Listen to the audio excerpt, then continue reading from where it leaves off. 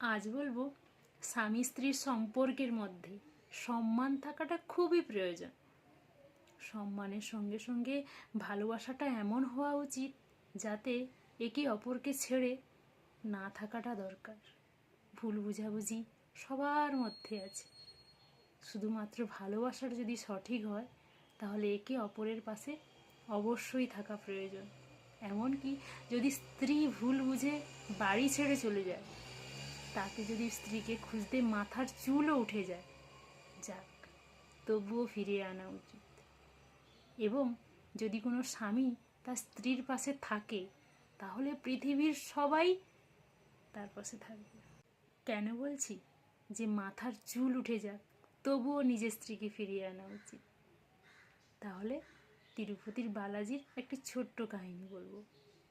বালাজি যখন খুব দুর্বল হয়ে পড়ে, লক্ষ্মী দেবীকে খুঁজে পায় না, তখন একটি উই ঢিপির পাশে পাহাড়ের উপর বসে পড়ে।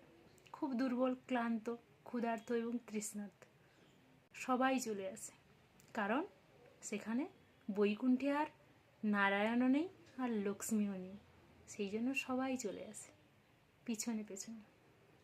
সবাই এখানে অবস্থান করে শুধুমাত্র নারায়ণকে সেবা করার জন্য, হেল্প করার জন্য।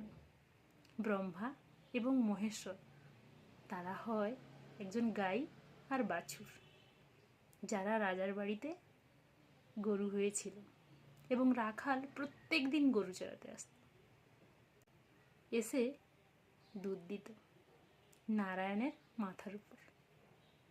আর রানী এবং রাজা ভাবত, প্রত্যেক দিন গরু নিয়ে যায় রাখাল, এত সুন্দর গরু, দুধ দেয় না কেন? তারপর একদিন লক্ষ্য করলেন রাখাল, দেখেন যে প্রত্যেক দিন ঠিক একই জায়গায় এসে দুধ দিয়ে যায়। সেইখানে নারায়ণ অবস্থান করেছিল। রেগে রাখাল একটা লাঠি দিয়ে আঘাত করে ফেলে ওই জায়গাটাতে। তারপর রক্ত বেরোতে থাকে। নারায়ণ বেরিয়ে আসে এবং সেই অবস্থায় তখনও পর্যন্ত স্ত্রীকে খুঁজতে থাকে। একজন মুনি ঋষি এসে ওই কাটা স্থানে একটু ওষুধ লাগিয়ে দেয়, ঠিক হয়ে যায়।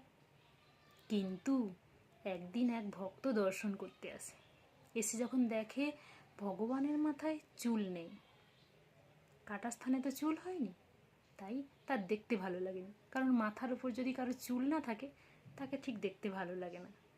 বলছে এত সুন্দর রূপ অথচ চুল নেই, তাই সে চুল দান করেছিল।